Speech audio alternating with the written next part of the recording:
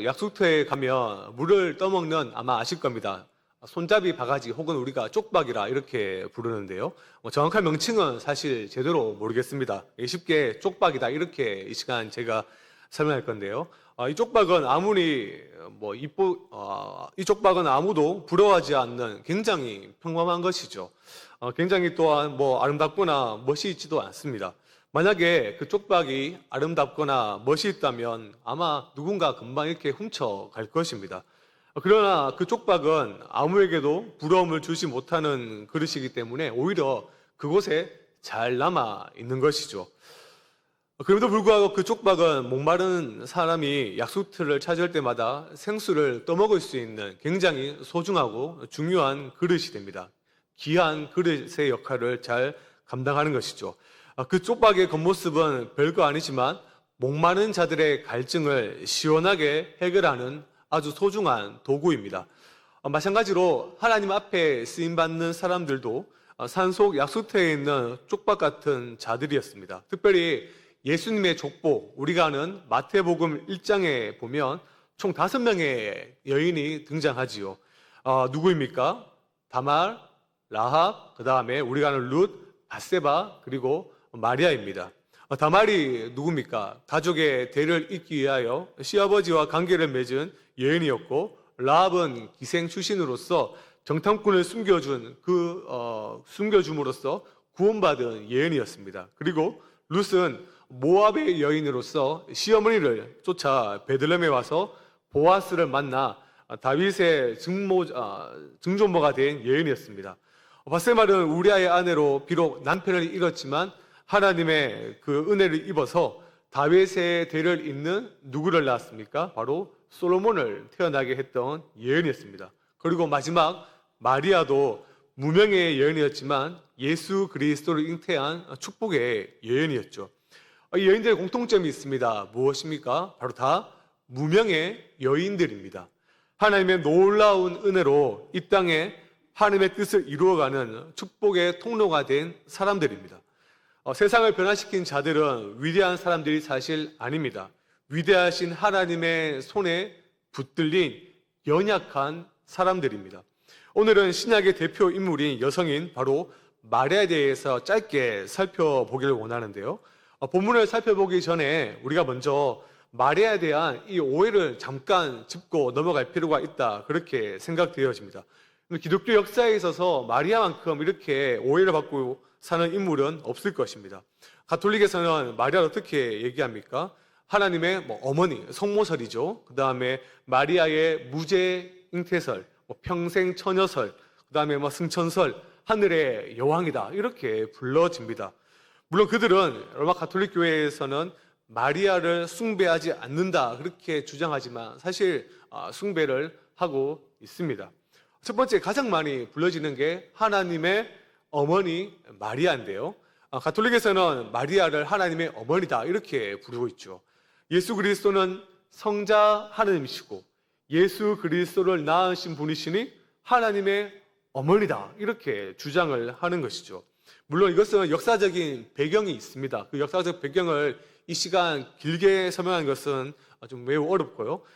짧게 말씀드리면 에베소 공회라고 있는데요. 거기서 예수님은 간맨, 이제 신인이니 그의 어머니는 하나님의 어머니다, 이렇게 불러질 수 있다라고 주장하면서 처음으로 마리아를 하나님의 어머니다라고 결의를 했습니다. 이유가 문제죠. 사실 이때는 그게 크게 문제가 되지 않았습니다. 이후에 감독들, 쉽게 말하면 교회의 목회자들이 마리아를 공경하는 그 의미에서 사용되어지기 시작하다가 가톨릭에서는 1월 1일을 성모 마리아의 날로 지키기 시작했습니다.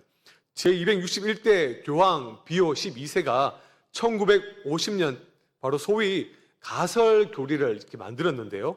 가설교리란 쉽게 말해서 마리아는 예수님처럼 죄가 없다, 그리고 죄의 부패에서 보존이 잘 되었고 부활하셨고 승천하셨으며 하늘의 여왕의 중보자로 예수님과 같은 위치에 앉아있다, 이렇게 이야기를 하였습니다. 그러나 여러분들 이것은 다 가짜임을 다 아실 겁니다. 성경은 마리아를 분명히 오늘 읽은 본문 중에 누가복음 1장 42절에 보면 여인 중에 복되도다라는 이 말씀은 있지만 이 말씀을 가지고 마리아를 신격화시킬 수는 절대 없습니다. 그저 이 마리아는 예수님께서 성육신함에 있어서 한 이 성육신의 사건의 방편으로 사용이 된 것이죠. 두 번째가 원죄 없는 잉태설. 이게 무슨 말인가 하면 중세 유명한 신학자가 있는데요. 토마스 아퀴나스입니다. 이렇게 주장을 했습니다. 한번 들어보십시오. 마리아에게 불멸의 영혼이 주입된 후 그녀는 원죄로부터 자유로운 존재로 은혜를 입을 수 있고 또 은혜를 입었다. 마리아는 원죄 없이 태어났다라는 이러한 교리가 있습니다. 1854년에 교황 비오 9세가 마리아는 원죄 없으신 잉태, 이것을 교리적으로 선포했습니다. 그래서 앞에 자막이 준비되어 있을 것인데요. 가톨릭 교회 교리서는 이렇게 이야기합니다.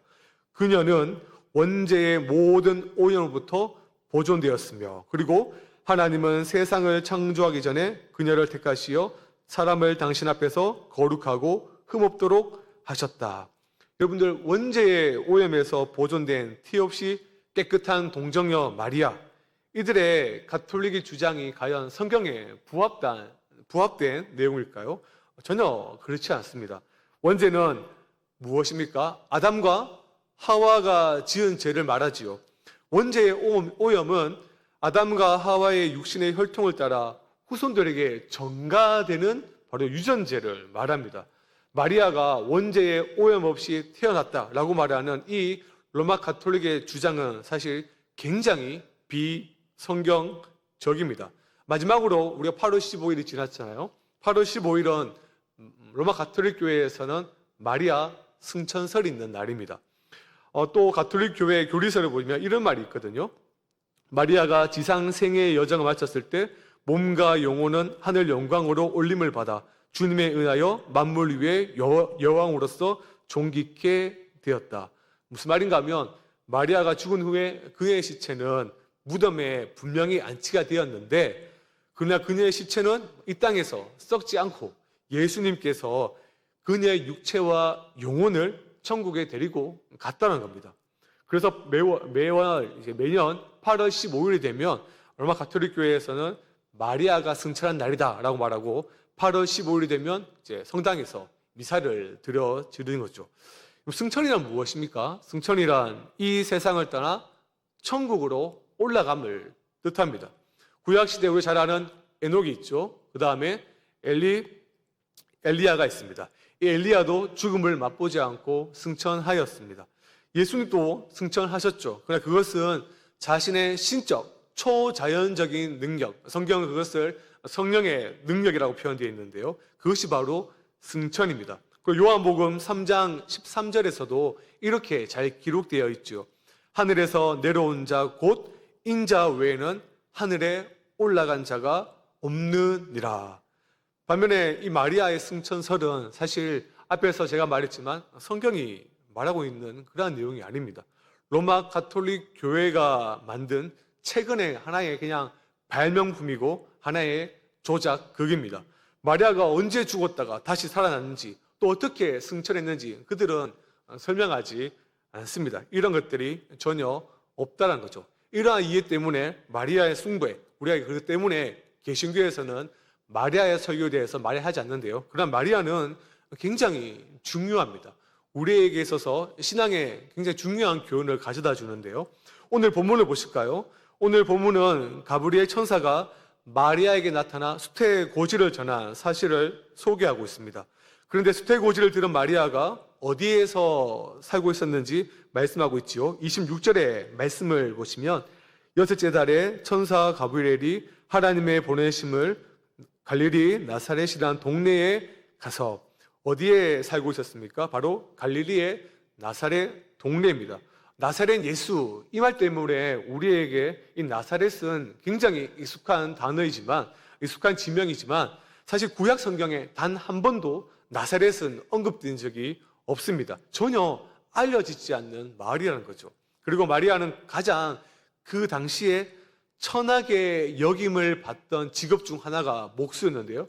그 목수와 약혼한 지극히 평범한 처녀였습니다. 아니 어떻게 보면 평범함보다 더 낮은 지위에 있었다라고 볼 수가 있죠. 가브리엘 천사는 그런 문명의 장소에 사는 평범함보다 더 낮은 지위에 있던 이 여인에게 찾아와 어떻게 말합니까? 28절의 말씀을 보실까요? 28절의 말씀을 보면 은혜를 받은 자여 평안할지어다 주께서 너와 함께 하시도다. 가브리엘 천사가 마리아를 만난 첫 번째 그 말이 무엇입니까? 은혜를 입은 자여입니다. 왜 가브리엘 천사가 마리아를 만나자마자 은혜를 입은 자여라고 말을 했던 것일까요? 그것은 은혜라는 단어의 뜻을 알면 우리가 쉽게 이해할 수가 있는데요. 은혜가 무엇입니까? 은혜란 죄로 말미암아 영원히 죽을 수밖에 없던 죄인에게 하나님께서 거저 베푸시는 호의를 의미합니다. 즉 은혜를 입었다. 이 말은 뭔가 우리에게 되어진 일이 내 수고로 자신의 수고로 말미암지 않고 하나님의 무엇입니까? 하나님의 호의와 더 나아가면 오늘 말씀과 동일하죠. 오전 예배 때 긍휼로 거저 이루어졌다는 것입니다. 그렇습니다. 마리아가 처녀의 몸으로 임신한 것은 그녀의 노력이 아니라 무엇입니까? 전적으로 하나님께서 하신 일임을 이야기하고 있죠. 근데 여러분 사실 은혜는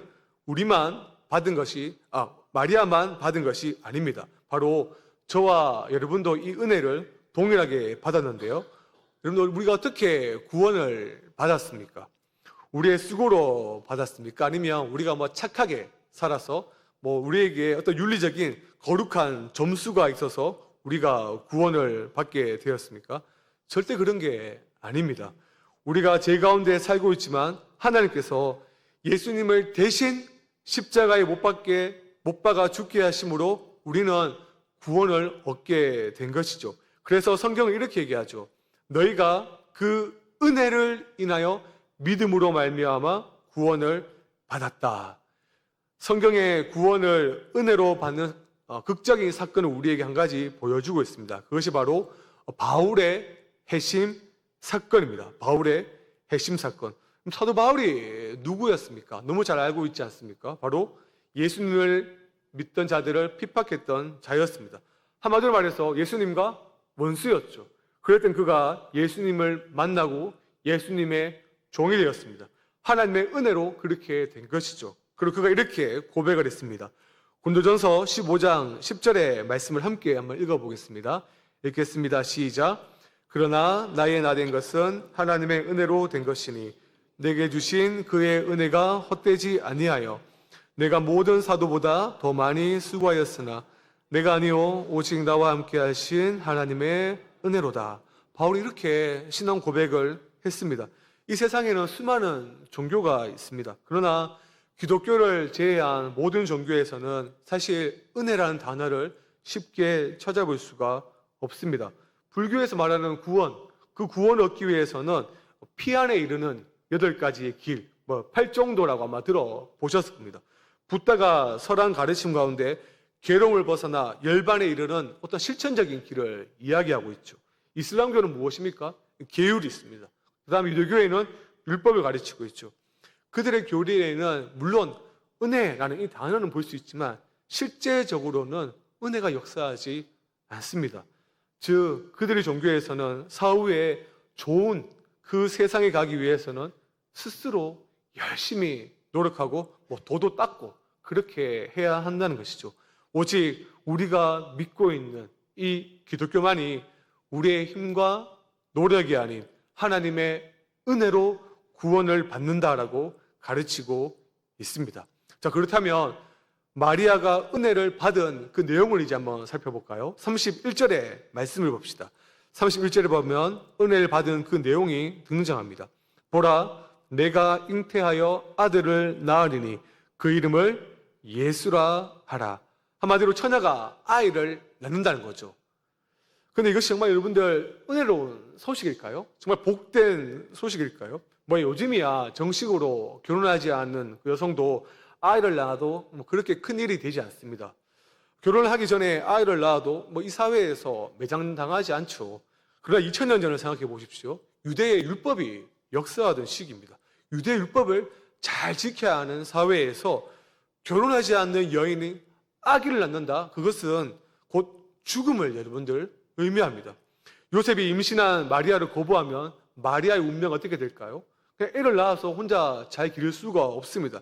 율법이 말하는 대로 부정한 여인으로 여겨져 돌에 맞아 죽음을 사실을 당하게 되는 것이죠. 혹여나 도망을 가서 살아간다 할지라도 사실 그녀의 삶은 그렇게 쉽지가 않는 삶입니다.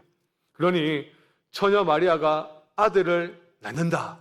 이 소식은 좋은 소식이 아니었던 거죠. 그것은 마리아에게 엄청난 고난이 시작된다는 것을 암시하는 내용이었습니다. 여기서 우리 또한 한 가지 교훈을 접목해 볼 수가 있는데요. 여러분들, 하나님의 은혜가 역사하면 우리의 삶은 어떠할까요? 꽃길만 쭉 걸어가는 그러한 삶을 살아가게 되는 것일까요? 그렇지 않습니다. 하나님의 은혜를 받기 위해서는 반드시 고난이 수반된다라는 겁니다. 은혜와 고통은 여러분들 함께 간다. 이 사실을 잘 기억해야 됩니다. 믿음의 조상 아브라함을 여러분들 생각해 보십시오. 아브라함 분명히 하나님 앞에 큰 복을 받은 자입니까? 75세에 하나님에게 아브라함에게 찾아오셔서 뭐라 했습니까? 네가 복이 된다는 겁니다. 복의 근원이 될지다라고 이야기를 했습니다. 근데 어떻게 복의 근원이 시작됩니까? 평생 그가 살아왔던 본토 친척 아비 집을 떠나는 고통이 있어야 복의 근원이 시작됩니다. 요즘이야 우리가 대구에서 서울 이사 가고 해외로 이사 간다 할지라도 크게 문제가 되지 않죠. 그러나 그 고대 근동 사회에서는 당시에는 여러분들 혈족 중심이고 민족적, 종교적이 함께 섞여 있는 문화였습니다. 그것을 버리는 순간, 부정하는 순간 목숨을 내놓는 것과 같습니다. 또 노아를 보십시오. 노아는 그 당시에 혼자서 하나님의 은혜를 입었던 자입니다. 그런 그 어떻게 살아갔습니까? 하나님의 심판의 소식을 듣고 120년 동안 땡볕에서 방주를 만드냐고 소위 말하는 개고생을 하고 죽음을 당할 그러한 고생을 하지 않았습니까? 믿음과 은혜와 고난과 고통은 여러분들 함께 갑니다. 히브리서 11장을 읽을 때마다 우리는 은혜를 받습니다. 그렇지, 나도 저 믿음의 반열에 올라가야지. 우리가 그러한 생각을 많이 합니다. 그런데 그 뒷구절을 쭉 읽어 보십시오. 그 믿음을 지키기 위해서 어떠한 삶을 살았습니까? 수많은 사람들이 희롱과 채찍질과 결박과 옥에 갇히는 것과 돌로 치는 것과 톱으로 켜는 것과 시험과 칼에 죽는 것과 양과 염소의 가죽을 입고 유리하여 굽hit과 환난과 학대를 받았습니다. 하나님의 은혜를 받은 자는 그와 함께 고통도 반드시 받습니다. 그래서 빌립보서 1장 29절의 말씀을 볼까요? 이렇게 기록되어 있는데요. 함께 읽겠습니다. 시작.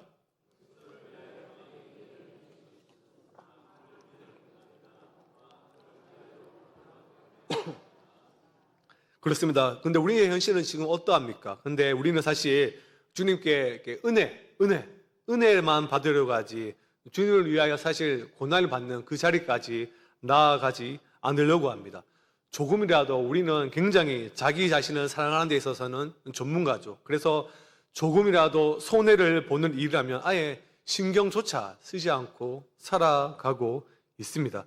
정말 주님께 받은 은혜가 무엇인지 안다면 우리는 주님을 위해 고난당하는 것을 당연하게 생각하고 기뻐합니다.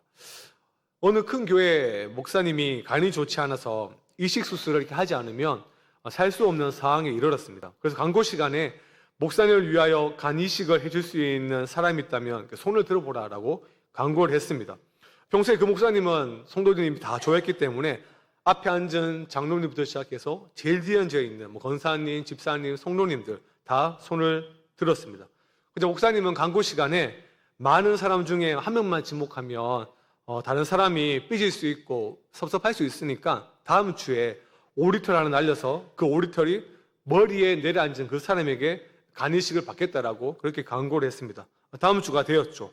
강례상에서 강구한 대로 5리터 하나를 이렇게 후 하고 불었습니다. 어디에 제일 먼저 도착했을까요? 제일 앞에 도착했겠죠. 장로님 한 분이 걸렸습니다. 장로님은 그 순간 아멘하지 않고 주여라고 한 손을 푹 쉬기 시작했습니다. 그러자 그 5리터 하나가 다시 공중을 떠다니기 시작했습니다. 그리고 가장 믿음이 좋다고 소문난 권사님 머리 위에 앉았습니다. 그래서 권사님이 아이고 아버지 하면서 다시 5리터이 날리기 시작했고 그 5리터는 계속 공중에 지금도 떠다니고 있다라는 이야기가 있습니다. 물론 웃자고 만든 이야기죠. 웃자고 만든 이야기긴 한데 이 얘기를 왜 할까요? 우리는 은혜를 다 받고 싶어 하지만 고난의 자리까지는 나아가지 않으려고 합니다. 고난을 우리는 기꺼이 받아야 됩니다. 고난이 없는 은혜는 사실 진정한 은혜가 될 수 없습니다. 무엇보다도 오늘은 마리아를 통해서 우리가 한 가지 신앙의 중요한 태도를 배워야 되는데요. 바로 천사를 통해 주어진 하나님의 말씀을 믿음으로 받아들이는 그 태도입니다. 38절의 말씀을 다시 보실까요? 38절의 말씀을 보면 마리아가 이르되 주의 여정이오니 말씀대로 내게 이루어지이다 하며 천사가 떠나가니라. 마리아 이러한 신앙을 우리가 어떻게 말할 수가 있습니까? 바로 아멘 신앙이다라고 말할 수가 있죠. 환경이 어떠할지라도 자기가 손해보고 어려움을 당할지라도 하나님의 말씀을 그대로 받아들이는 믿음, 바로 아멘 신앙입니다. 고린도후서 1장 20절에 이런 말씀이 있죠. 우리 너무 잘 아는 말씀이죠. 하나님의 약속은 얼마든지 그리스도 안에서 예가 되니 그런즉 그로 말미암아 우리가 아멘하여 하나님께 영광을 돌리게 되느니라. 아멘이란 세 가지 뜻이 있는 것을 다 아실 겁니다. 첫 번째가 진실로, 즉 진리다라는 말이고, 두 번째가 동의합니다. 세 번째가 속히 이루어질 것을 믿습니다. 우리가 보통 많이 아는 아멘이 무엇입니까? 두 번째죠. 우리가 보통 두 번째 설교 시간에 아멘을 많이 합니다. 설교자를 통해 주어지는 하나님의 그 약속에 믿음으로 동의해서 아멘을 하는 것이죠. 여러분들 예배 시간에 아멘은 추임새가 절대 아닙니다. 아멘할 때 아멘은 하나님과 나를 연결시켜주는 중요한 언어적 도구입니다. 여러분들 믿음이라는 것은 시간이 지나면 자연적으로 성장하는 것이 아닙니다. 믿음은 그냥 발생하는, 믿음은 그냥 생겨나는 것이 아니다는 거죠. 믿음은 자연적으로 생겨나는 것이 아니라 바로 하나님의 말씀을 잘 들음으로 성장합니다. 말씀을 잘 듣고 거기에 아멘하여 아멘을 한 말씀을 살아내므로 이 믿음이라는 것이 시간과 현실 속에서 자라나는 것이죠. 말씀에 순종하기 위해서 가장 중요한 것이 1차적으로 무엇일까요? 바로 말씀을 잘 듣는 겁니다. 잘 듣는 겁니다. 듣는 것에서부터 순종이 시작되어진다. 이렇게 우리가 봐도 틀린 그러한 해석은 절대 아닐 것입니다. 사는 성도 여러분, 오늘 말씀을 바탕으로 권면을 드립니다. 아멘 신앙이 되기 위해서는 1차적으로 예배 시간에 말씀을 잘 들으셔야 됩니다. 무엇보다 능동적이고 적극적인 자세로 말씀을 잘 들어야 됩니다. 저는 말씀을 이렇게 준비하면서 이전에 저를 가르쳤던 스승님께서 설교한 영상이 생각나서 다시 그 말씀을 듣게 되었는데요. 그 말씀을 듣다가 이 말씀은, 이 부분은 우리 교회에게도 적용이 가능하겠다 싶어서 하나의 그림을 준비했습니다. 앞에 그림을 띄워주시면 제이 아담스라고 해서요, 기독교 심리학이고 굉장히 유명한 분입니다. 그가 쓴 책, 지금은 절판이 됐는데 설교는 이렇게 들어야 합니다라는 책이 있습니다. 거기 보면 8장에 이런 내용이 있습니다. 형편없는 설교에서 은혜를 얻으려면, 능동적으로 우리가 은혜를 받고자 한다면 이렇게 해야 한다는 것이죠. 첫 번째가 무엇입니까? 메시지의 핵심을 찾으라. 이렇다 할 요점이 없다면 읽은 성경 본문이 시사하는 핵심이 무엇인지 찾으라죠. 두 번째, 나라면 이 본문을 가지고 어떻게 요리할까? 내가 만약에 목사라면 이 본문을 가지고 어떻게 설교를 할까? 스스로 자문하라입니다. 세 번째, 너무 많이 기록하다가 은혜를 놓치는 경우가 있다. 그러나 지루한 설교는 더 많이 기록하라. 그러니까 보통 우리 부교육자 설교 때 더 많이 쓰셔야 됩니다.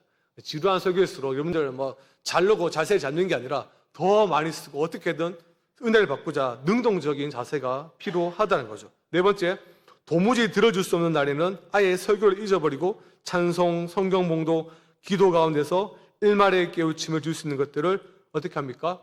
붙들라, 이렇게 이야기합니다. 다섯 번째가 이단 같은 소리나 전혀 엉뚱한 말씀을 전하며 그 설교를 듣고 반대로 듣고 배우라, 이렇게 능동적으로 얘기하죠. 6번이 좀 재미있지 않습니까?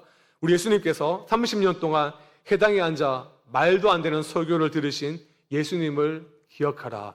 예수님께서도 꿋꿋이 이상한 설교도 다 들으시고 어떻게든 은혜를 받았다. 물론 이것은 해악이 있는 내용입니다. 말씀을 전달하는 자에게만 책임을 돌리지 말고 적극적으로 말씀을 듣고 어떻게든 은혜를 받고자 무엇을 하라는 겁니까? 노력을 하라는 것입니다. 하나님께서는 그런 자에게 무엇을 허락하십니까? 은혜를 허락하십니다. 주든지 말든지 뭐 그런 식의 태도가 아니라 어떻게든 하나님의 말씀을 잘 듣고 아멘하여 순종하는 자에게 하나님은 그 사람을 통하여 쪽박 같은 인생이지만 함께 너와 하겠다라고 이야기하십니다. 여러분들 이런 말을 많이 들어보지 않았습니까? 하늘의 복을 받을 그릇이 준비된 사람에게만 주어진다. 하늘의 복은 받을 그릇이 준비된 사람에게만 주어진다. 하늘의 복을 받을 그릇이 준비된 사람은 예배 시간에 하나님 말씀의 그 은혜를 받고자 적극적으로 준비하는 사람입니다.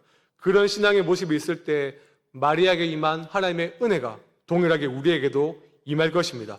목마른 사슴이 갈증을 해결하기 위해 시냇물 찾아 헤매듯이 우리 모두도 말씀에 대한 목마름을 느끼고 적극적인 자세로 진리를 찾아 은혜를 누리는 자들이 되어야 됩니다. 그리고 그 말씀에 아멘 순종할 수 있는 모든 우리 성강의 식구가 되기를 원합니다. 고난을 두려워하지 말고 말씀대로 살아갈 수 있는 우리 모두가 되기를 주님의 이름으로 간절히 축원합니다.